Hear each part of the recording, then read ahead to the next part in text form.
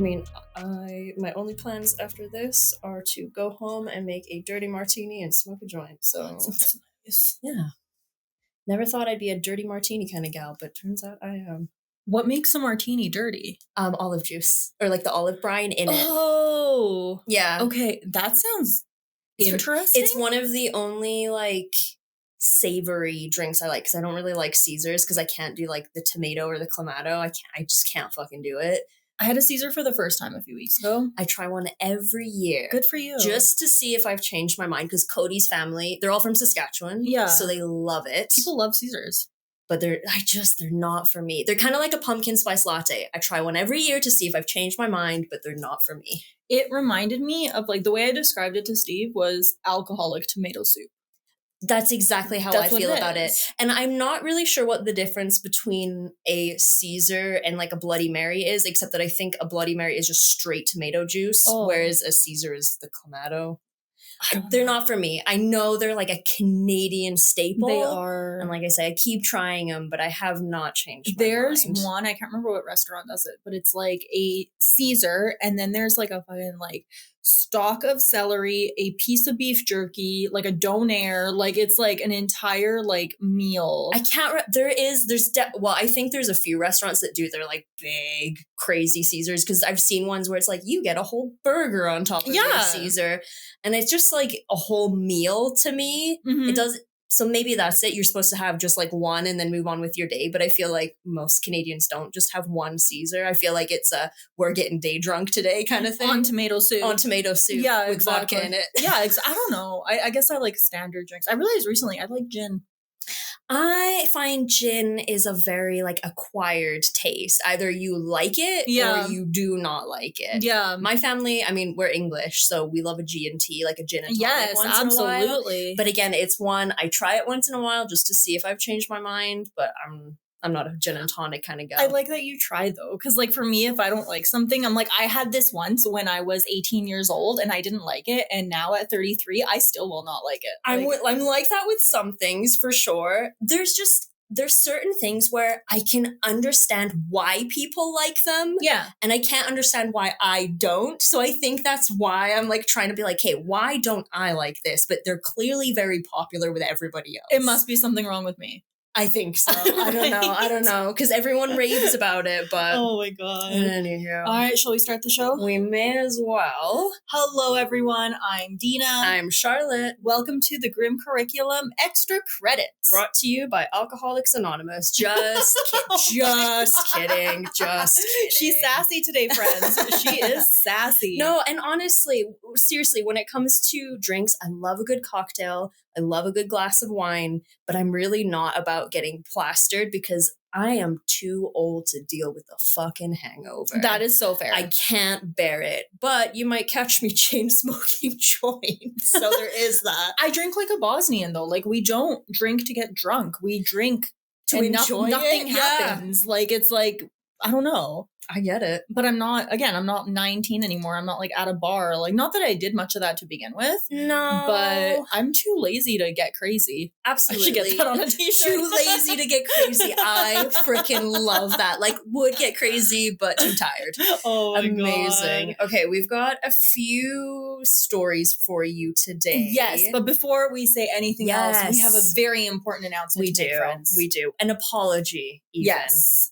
Judy. Dearest Judy. We love you. We do. We missed Judy's name on the most recent Patreon VIP shoutouts. And we just want to say, Judy, we adore you. We appreciate you. And we thank you. And we are very sorry we missed your name. Very, very sorry. Do not know how that happened. We will try to make sure it does not happen again.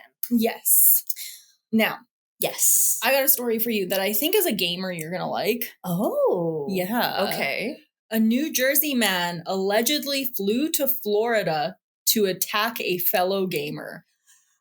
As a gamer myself, who has friends that are also gamers, I could totally see this being a thing. This gets bad. Like, I read the title and I was like, that's really funny. I saw the picture of the guy and I was like, that's even funnier. And then I read the story and I was like, this man belongs in jail and I hope he's put away. Okay, let's hear it. So on Sunday, June 23rd at 2 a.m., gamer Edward Kang, only 20 years old, dressed in all black with gloves, a mask, and a hammer, entered the home of a fellow gamer. Okay, so was it a case of like someone's mom got mentioned in the gamer chat and we weren't happy about it? Well, that's the thing. Okay, so they were playing ArcAge. Okay, that's kind of shocking. I was expecting this to take like a League of Legends or Call of Duty kind of route, but okay. Yeah. So the reason that he gave after he was caught, he told investigators that the victim was a quote unquote bad person online. Well, there's a few of those out there, I'm afraid. So what happened was the sheriff's department told the public that Kang had flown from the Newark Liberty International Airport to Jacksonville after an argument with another gamer. That's the whole length of like the country. That's the Eastern a long Seaboard. Way to go. Yeah. He is suspected to have purchased a hammer and he attacked the fellow gamer after going into his house through an unlocked door. That is psychotic. The victim's stepfather reported being awakened by screams for help. He then found his stepson on the ground struggling with the attacker, and a significant amount of blood was found in both the doorway and the victim's bedroom. Oh my God. The injuries are non-life-threatening, but they were what are being described as severe head injury wounds. From a hammer, I would not doubt it. Yes, so both men were taken to the hospital, and Kang was released to the custody of the sheriff's office and then taken to jail. He has been charged with armed burglary and attempted second-degree murder, but the sheriff is saying that the investigation is ongoing and that they are looking at upgrading those charges to potentially first-degree murder, because obviously premeditated. He showed up with, the guy had all the time. He booked that flight. He sat there, he booked the flight. He waited in the airport. He bought the hammer. He bought the hammer. Like, this obviously premeditated. Yes. So after they picked him up, he questioned how much time he would get for breaking into a house for assault. And at one point, sweetie, this is not assault. No. This is not, we flew past assault. Oh, quite literally.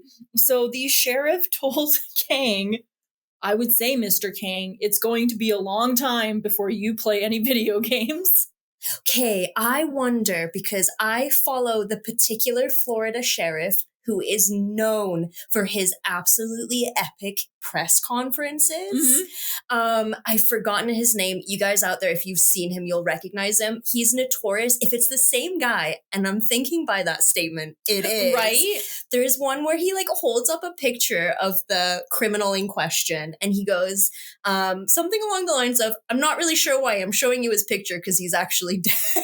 Oh my God. I like this guy. But he's known for like these zingers when he's like talking about the cases, and I'm pretty sure it has to be him. You're a sheriff in Florida. I feel like you have to have some sort of a sense of humor. You have to. So he also said, this incident serves as a stark reminder of the potential real-world consequences of online interaction. We urge the public to exercise caution, report any suspicious online behavior to the authorities, and always ensure that their homes are securely locked.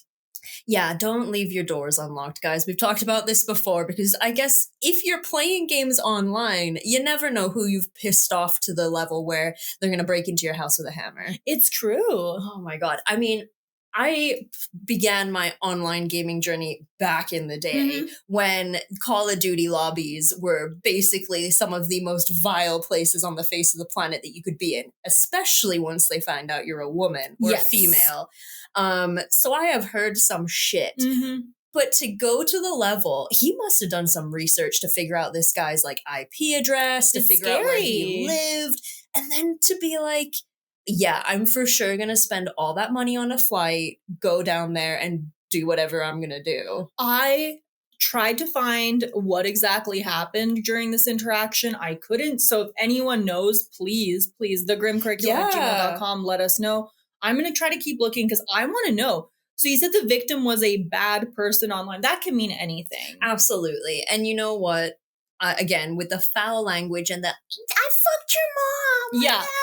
Guys, there's adult men playing with 12-year-olds from across the world. Like, use your brain. Turn off the lobby chat if you need to. Yeah. Mute your mic. Don't be saying slurs and mean things on the fucking internet. And I mean, at the same time, he's like, he was a bad man on the internet. Well, buddy, you're a bad man in real life. So right now, I would argue that you're doing worse. You are the worst man. I remember back when I was streaming professionally, there was one point where I was playing a fair bit of Dead by Daylight. I am trash at Dead by Daylight, Same. but every now and again, I would get a win, and I'd always play a killer, right? I like it. Yeah, so I would have people, because I would have my Twitch name as my username so that people would find my stream, and it was good advertising, basically. Yeah. I would have people find my stream afterwards after I beat them. Yeah, and come into the stream chat. And be like, just saying the most terrible stuff because I am better at that game than they are. And it's just like the way that people, again, it's that keyboard sense of security. You know what I mean? Like, you can't see me. You don't know where I live. Therefore, I have this ability to just spew whatever I want. And it's like, guys, don't do that. First of all, don't be a sore loser. Exactly. It's Dead by Daylight, first of all. Right. You're not really supposed to win. No. It's, anyway, just take a deep breath. Mm-hmm. Go touch some fucking grass. Yeah. Don't get on a plane to Florida, and don't buy a hammer on the way. Like, this whole story to me is just escalation. Yes. Oh my God. Yeah, exactly. Where it did not need to be. No, I do want to just show you a picture of the guy real quick. Because he looks like a little dude. Like, he's just like a little guy. He doesn't seem, intimidating by any means. But let's take a second here and just look this fella up. I definitely have some friends who are, again, not bad people, but get heated when competitive when they're playing online games. Yeah. That's fine. I'm all for witty banter and like trash talk. But when it steps into a territory where it's like, okay, let's calm down a little bit. You probably wouldn't be using this kind of demeanor and language if you were talking to this person in real life. So let's take a step back. Okay, I found this. Oh my goodness. Okay, so he traveled 1,600 kilometers. Just let it. Was it worth it? In the end, guy, you might be going to for first degree. You're going to jail, buddy. Like, oh boy. It's I'm just getting toothache advertisements. I can't find the picture. But that is a very, very long way to go because someone made you mad. And what a random game to do this for too. Absolutely. Like I said, I can imagine League of Legends. I can imagine Mr. King. Patreon, I'm gonna hold up a picture of our fella here just so you can see. He looks, you know what? He looks pissed, but he looks like he has no fucking regrets. He's like, I did it. I mean, I guess he can say he tracked someone down, but like, again, was it really worth it all in the end? I would say not. Especially 20 years old, like your life is... You threw it all away for nothing. No. Ugh. Anyways, that's my first story of the day. Well, I will follow it up with something that's a little bit happier. Thank you. Actually, you know what? This is extra credit, and I've said it before. We'll talk about whatever we want to talk about on extra credit. This is not particularly grim. It's not even crime related, but I wanted to talk about it. So, Diesel the donkey. Oh.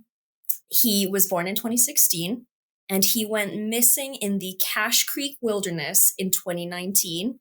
He was born in the wild in Nevada, and he was captured.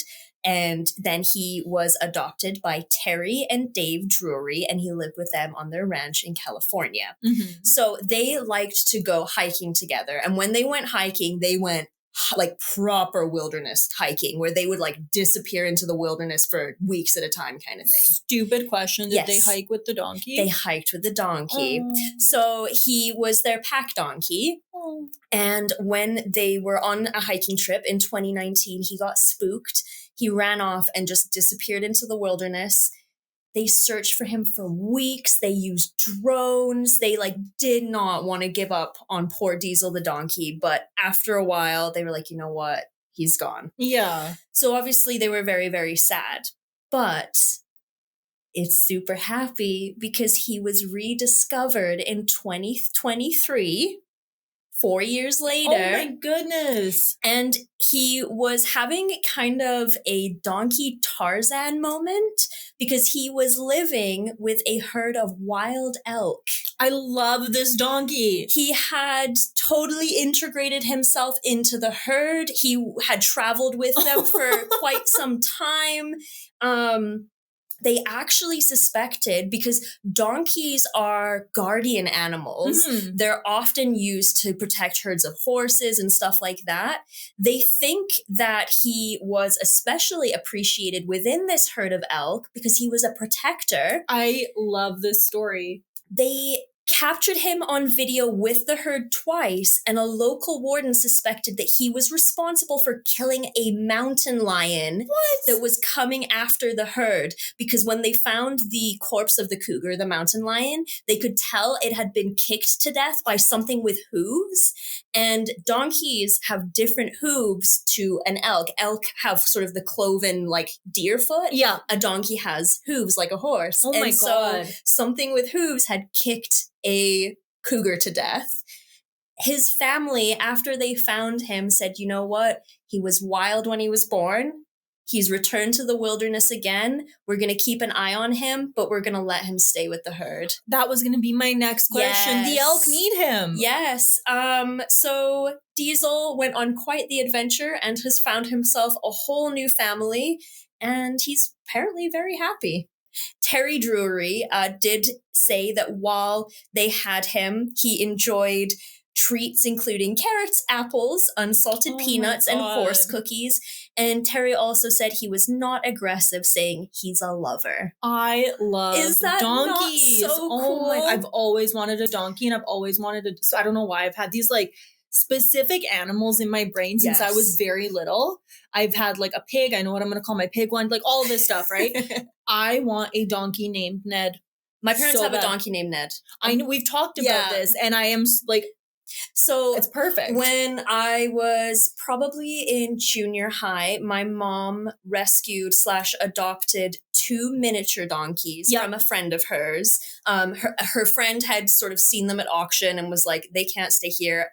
They can't really stay at my house, but I'm not going to leave them here. So she took them, and then at work she had told him, my mom goes, oh, go on, then I'll take them. So we had Annie and Elsie, who were named after my great grandma and my great great auntie. Oh my God, I love that so much. Great. And they were with us for a while, and then they passed away because they were quite old. And then recently my parents got Ned, who is a full-size donkey, and he is quite the character. When you told me about Ned, I remember us talking about that before, and Ned the donkey is perfect. Like, he's a rascal for sure. It's the perfect name. I don't know why. I've just always in my head, Ned the donkey is just, it's great. I want to say my dad picked the name Ned because I believe it's a name in his family somewhere. So he was like, well, mom got the pick of the first 2, naming them after her auntie and grandma. And he's like, I'm going to name Ned after my relative. I love that your family is just out there naming donkeys after your aunts. My family is the kind of family where they can't let an animal in need just go by. They recently adopted a new dog with one eye. Her name is Sky. And I'm sure there'll be many, many, many more wild and crazy animals on my parents' acreage before their days are through. That's for sure. Your parents are like, and I hate using this word because I hate it, but your parents are goals. Like they are so sweet. They have this like country property where they rescue animals. And I'm like, what more could you want? I think they've, over their careers, they've traveled the world, they've done things, they've had experiences that not many people have, and I think they've kind of decided, you know what, people, not so much our cup of tea, but animals, we can fuck with the animals. I love it. Absolutely. I absolutely love it. Okay, what do we have next? Probably not something so wholesome. No, not, well, this is concerning. So I don't think this has ever actually happened before, but we showed up here with the same story today. We did, and that hasn't happened before, considering we've been doing this now for, I think, what is this, 31 or 32 episodes of Extra Credit, but... All right, and it's funny that we both have this one because I can see why this would appeal to both of us. Definitely. First and foremost, I am in full-blown space mode. Oh. We have been watching this show. I think everyone should watch it. It's called For All Mankind. I've heard of it. It is about, it starts off in the 60s and kind of goes to, I don't want to spoil too much, but there's a lot of time jumps in that. Okay. And it's what things would be like if the Russians had won the space race. Oh, I love an alternative history. Right? Yes, okay. It is so good. So lately, I've just like, space has been on my mind a lot and I'm just like super into this. Love so it. when I saw this story, I was like, we got to talk about it. Yeah. And I have 2 space stories for you today. So, all right. So NASA astronauts are stuck aboard the ISS waiting to return to Earth. This gave me instantaneous stress-induced anxiety. I'm sure a few of you have seen the movie Gravity. I have never been so stressed watching a movie than I have watching that movie. And it was giving those vibes. Have you seen the movie ISS? No, I don't think so. It's a newer movie. It just came out on Prime. Okay. And so it is about astronauts aboard the ISS. There are Americans and there's Russians on it. Yeah. And in this, like the first 10 minutes of the movie, so I'm not spoiling anything, they're looking out the window and they start seeing all these nukes go off on Earth. And the Russians get a message from Russia being like, take the ISS at all costs. The Americans get the exact same message. The whole movie is about that. It is so good. It's so stressful. I bet. But yeah, like the idea of being stuck up there or stuck in space, period. There's like a little video and the man on the moon is on the moon or whatever, and the Earth is kind of in the background, and you just see the Earth like shatter. I've seen and that. He sort of just like turns and is like, oh. I've seen that. I mean, what do you do? You die. Like what else are you gonna do? Literally. Oh my goodness. Okay, well, we're getting all that to say. We hope everyone is going to be okay in this story. So let's get back to reality here. 2 NASA astronauts have no set date to return to Earth and are stuck waiting aboard the ISS due to several mechanic issues with Boeing's Starliner spacecraft. Boeing has not had a good time over the last year. Even saying their name makes me immediately want to go like, allegedly. Yes. Allegedly. Because whistleblowers keep going missing. And again, not to get off on the Boeing thing, but one of the like high executives was being like asked questions about these dying whistleblowers. And he basically was like, oh yeah, that'll happen. Yeah, I saw that. It's like, sir, you said the quiet bit out loud. You really did. Yeah, like just smile and nod, or just walk. You can walk away if you want to. Like protect yourself, my friend. God. So Starliner launched on June 5th from Florida with flight commander Barry Butch Wilmore and flight pilot Sunita Suni Williams on board. They arrived at the ISS 1 day later. The mission is part of the larger commercial crew program at NASA, which was testing if Boeing spacecrafts could be certified to perform routine missions to and from the ISS. Looks like they can. Looks like they can't. Yes. So they keep missing their window, right? Yes, exactly. So they were originally scheduled to return on June 14th, and the delay has gone through multiple times now. And now they just don't have a planned date to return at all. Steve Stitch, the manager of NASA's Commercial Crew Program, said in a statement, "We are taking our time and following our standard mission management team process. We are letting the data drive our decision making relative to managing the small helium system leaks and thruster performance we observed during rendezvous and docking." They're having so many issues that if I were the 2 astronauts waiting to come home on the ISS, I'd almost be kind of weary to get on it once it arrives, because it's like, I'm safe here. I'm alive here. Like, I'm good for now. If I get on that rust bucket, am I going to blow up before I even get home? So both Boeing and NASA have said the crew is not currently in danger because they're aboard the ISS with plenty of supplies.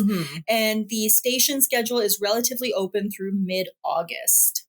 They're saying that the 2 astronauts are integrated with the Expedition 71 crew aboard the ISS, and they are helping with space operations and completing objectives needed for NASA's possible certification of Starliner.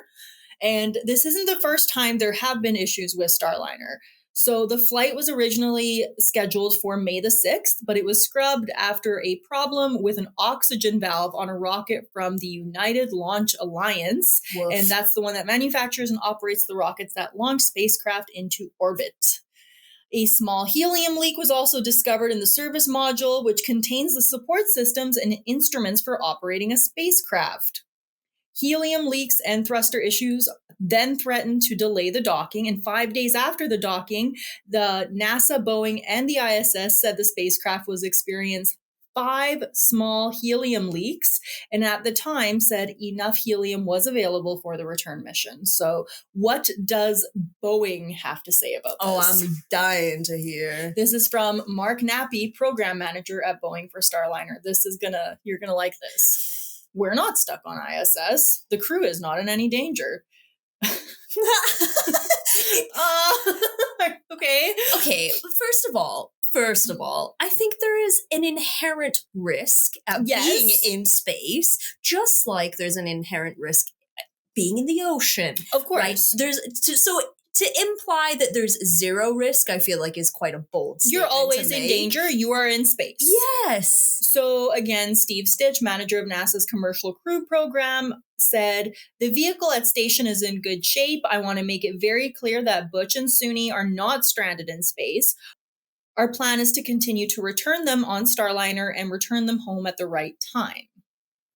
Wayne Hale, a retired NASA flight director, said in an interview, I think they're doing their due diligence. Being in no hurry to come home, it makes a great deal of sense to take the time to gather as much information as possible so that they can make sure that all the problems are fixed. That makes a great deal of sense to take your time. I agree. I do agree with that. I would, and I say this about even video games to tie it back to that, I would rather something be delayed and be done right. Exactly. Then push it out and have a pile of shit. Yeah. Or in this case, I don't know, a blown up space rocket. Mm-hmm. They're not alone up there, like you say. That's right. There is the whole consistent crew of the ISS.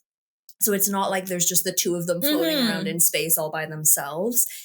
But I mean, if you remember being a little kid and you were going somewhere, it's like, oh, you're going to Disneyland or you're going to grandma's house or whatever. You build up that anticipation. Yeah. And then for someone to be like, oh, actually, sweetie, sorry, the car broke down or we can't do that anymore. Yeah. Oh, you were heartbroken. And so to be up in space for that length of time and be like, okay, you're coming home now. You're probably excited to see your family, your friends. As much as it's amazing to be in space, I can't imagine the disappointment they must feel when every time they're like, okay, we've got it booked and you're going home. Ooh, never mind. And we don't really know when you're going home, but you will be going home eventually. But it's exactly what you said. If it were me up there, I would be like, do I want to get on board anything that you bring me? I'll stay here, thank you. Honestly, better the devil you know than the devil that might blow up in orbit or whatever. So we'll keep you posted with that one. I hope that they figure everything out and make their way down safely, because you're right, they probably want to see their families. They probably want to get home. But yeah.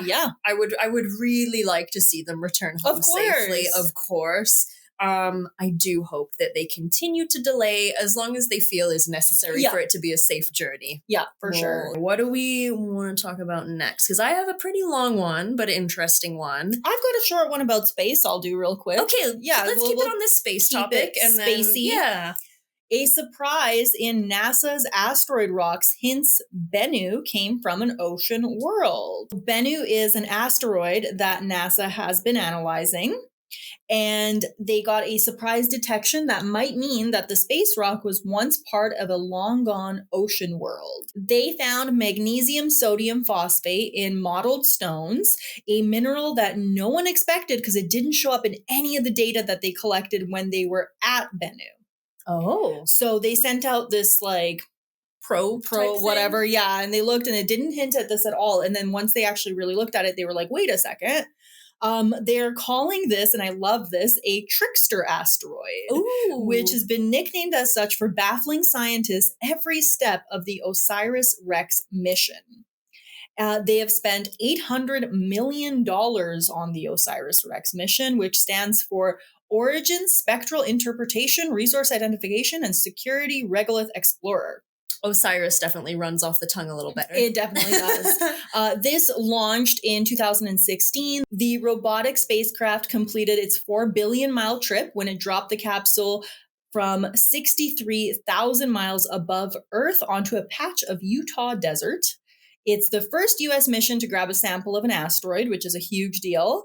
And they're saying that this is the most significant space souvenir NASA has obtained since the Apollo moon rocks that they gathered between 1969 and 72. That's crazy. The reason they selected the asteroid Bennu is because it has a very remote chance of hitting Earth in the coming centuries. And learning about the asteroid could help in future efforts of redirecting it.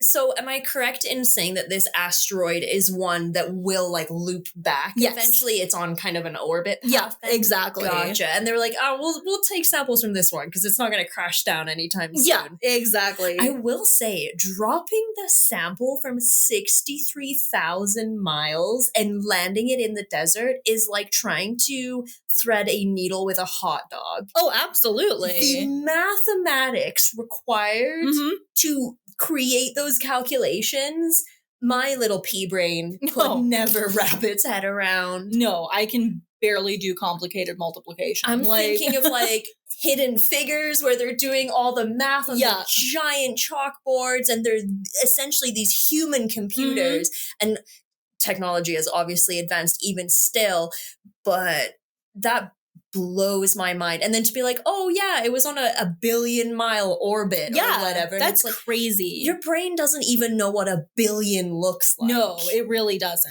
Crazy. So another reason why they chose it is because it is chock full of carbon, meaning that it might contain the chemical origins of life. And some of its mineral fragments could be older than the 4.5 billion year old solar system.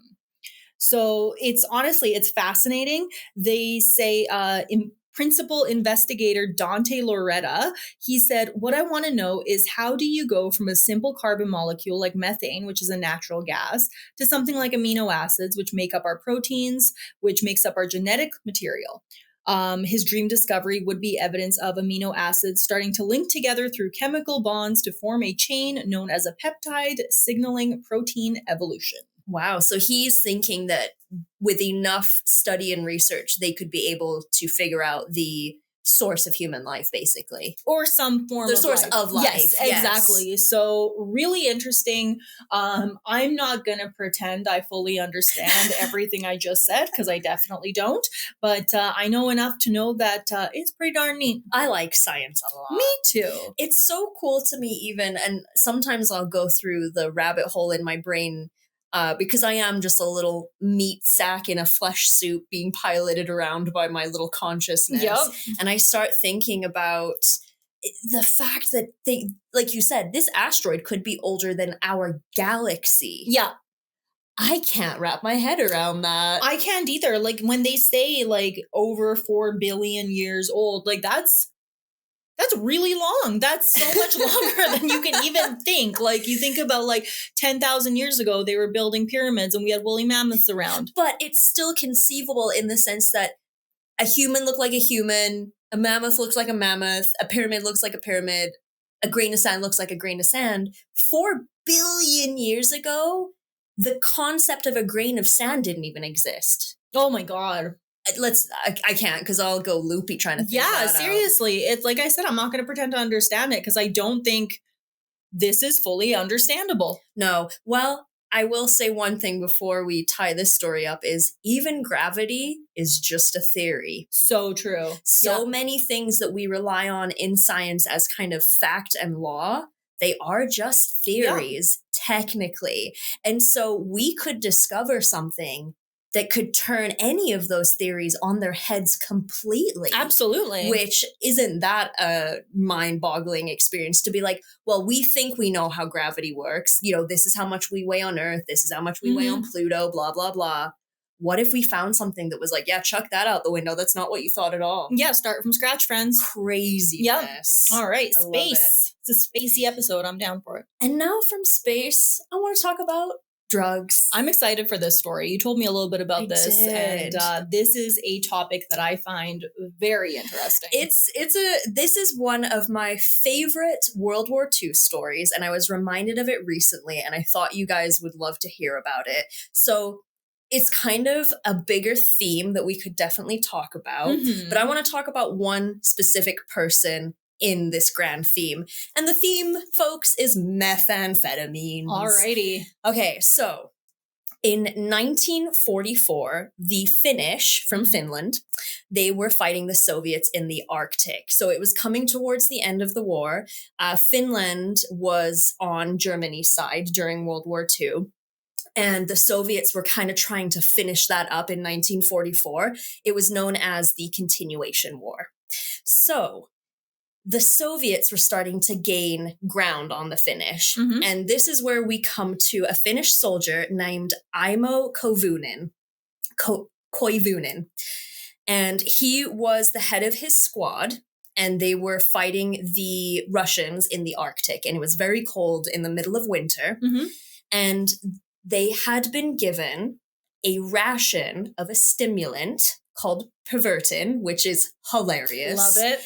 Pervertin is literally meth in pill form. Okay. And so essentially throughout the war, this drug had been put to a lot of use, mainly because it's speed. And so if you were a soldier who was getting tired, you would pop your pill and you would just keep going because it crushed your hunger. You didn't need to eat. You didn't need to sleep. You were more aggressive and you were go, go, go, go, go. So initially, our friend Aimo, he didn't really believe in taking this drug. He thought, no, we should do without it. If we can't do it with it, then we shouldn't be doing it at all.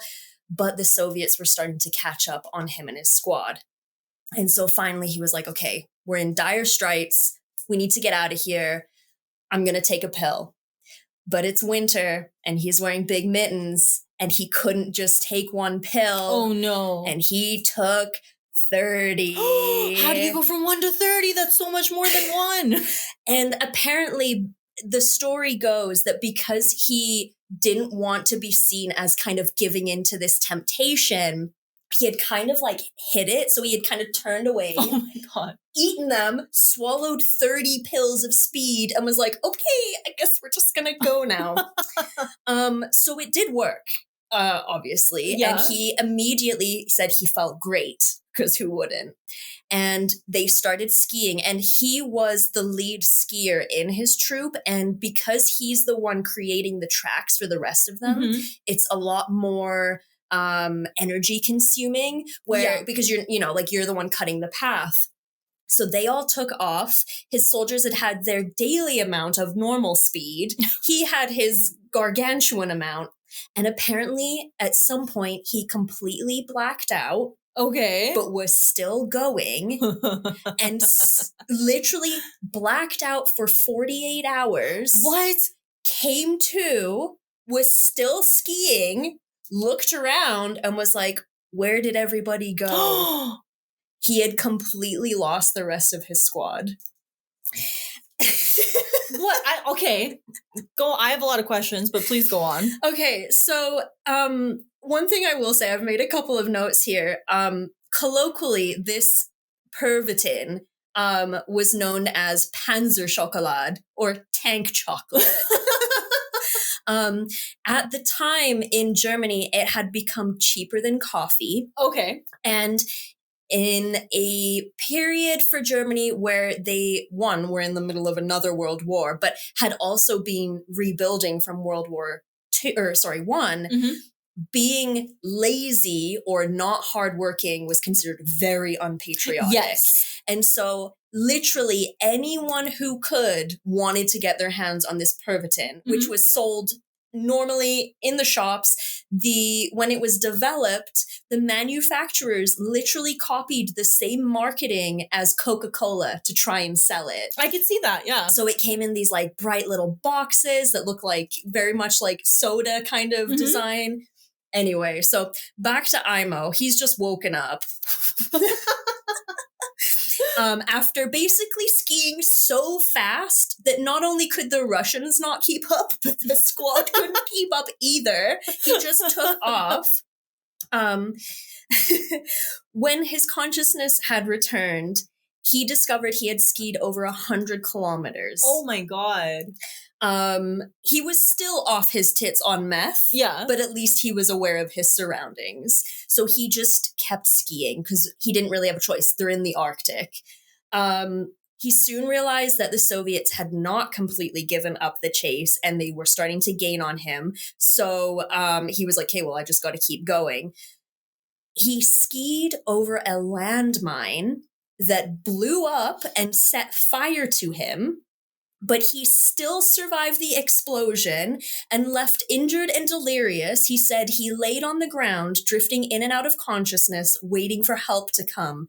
But he realized unless he moved soon, the freezing temperatures would kill him. So fueled by the meth still in his body, he gets back on his skis and kept going. Oh my God. More days passed and his appetite started to come back, which is a problem. Because, again, they're in the Arctic. There's nothing to eat. He doesn't have any rations. He doesn't even know where the rest of his squad is, if they're still alive, even. Can you imagine them, though? Like, they're all behind him. And they're just like, where are you going? Come back. Should we go after him? I don't know. The hunger pains hit him really, really badly, but he didn't have a whole lot of options. So he was basically chewing on pine buds from trees to stave off the hunger. He caught a Siberian jay with his bare hands and ate it raw. What's that? Is that a bird? It's a bird. Oh. Like kind of like a blue jay or something. So far he's survived Soviet patrols because they're still keeping up to him, by the way. It's fucking cold because they're in Lapland up in the Arctic. He skied over a fucking landmine, all while going through a massive meth overdose. Oh my God. By the time he reached his destination, he had skied over 400 kilometers or 250 miles. His weight had dropped to 94 pounds. And when he saw a physician, a doctor for the first time, his heart remained a shocking 200 beats a minute. Holy crap. Despite the millions of doses of meth and speed that were given out to not just Axis soldiers, but also Ally soldiers, I want to make that clear, he was the only known soldier to survive a meth overdose. I am shocked that there isn't a movie about this. You know what? I could be wrong. There has to be a movie about this. Like, I feel like, I don't know, I want to see a comedy about this. So despite this absolutely mental harrowing journey, Imo survived the war and he died in 1989 at the age of 71. Good for him. So, yeah, skied 400 kilometers. Blacked out for 2 days. Can you imagine if you were just a German or like a Soviet soldier looking through your binoculars and you just see this lone skier skiing, zipping across like Sonic, basically. Imo basically said, you want to see some real speed, bitch? Right? Can you imagine being a fucking polar bear and you are out there, you're living your bear life and you just see like this thing just like speed past you. We've talked about how scary polar bears are before, but given a match between meth-riddled Imo and the polar bear, I don't know that I would bet on Imo, but I don't think I'd bet against him. No, honestly, like this man was literally unstoppable. And he wasn't even conscious for half of it. So did they ever find the rest of his men? I'm actually not sure, to be honest. So let me find that out for you, because if you guys like this story and you want to hear more about the meth problem that World War II had, let's put it that way, I would love to talk more about it because Hitler had a humongous part to play in it. Oh, absolutely. And he was even on quite the cocktail of his own, despite the fact that one of the main platforms when he was campaigning back before the war was Germany has too much drug abuse going on. We need to crack down on it. He famously didn't even drink coffee because he didn't want caffeine in his system. Yep, but meth is fine. Meth is fine. I mean, we could delve into it. I could talk a lot more about it. But if you guys want an episode on World War II and the meth problem, I would love to talk about it. If you're watching on YouTube, comment, let us know what you think. If you're on social media, let us know, tag us. And as you know, like we did with the missing nukes, we will make it happen. Absolutely. I think for those of you who have watched like the old war movies, even like the John Wayne ones and stuff, they come across so clean and wholesome almost. It isn't until you see like Saving Private Ryan and stuff that it kind of shines this light that it wasn't quite this clean cinematic adventure that it was all kind of portrayed to be. Yeah, absolutely. And there is a lot of darkness into it. And when you think of 1940s and drugs, to me, meth is not the top one that comes to mind. I'm like, what were they smoking cigarettes? What were they? Hitler was on cocaine, oxycodone. They said he was injected with testosterone and bull semen on a regular basis, amongst other things. So do what you will with that information. Yeah.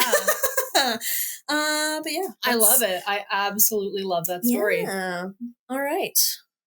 It is time for our latest strange and unusual death. And I have a good one. I can't wait. So, last episode of the regular show, we talked about the 1910 disappearance of Dorothy Arnold. Yes. And we mentioned the Pinkerton Detective Agency. Yes. So, my death for today is the death of Alan Pinkerton, the head of the Pinkerton Detective Agency. Pinkerton himself? Yes. Okay, I want to hear how his death was weird. Okay, so the actual death is a little bit of a question mark, but I do have some newspaper reports that make me believe that this is what happened. So he was older. This happened on July 1st, 1884. He had several ailments. He was not doing well. He suffered from malaria. He had a stroke. He was about 65 years old. So many of those things could have contributed to him not doing so great. For sure. However, the most common story is that this man who spent his life personally chasing many of the most dangerous outlaws in the countries, he was also a spy during the wartime, was walking his wife's poodle one day when the dog wrapped its leash around his legs.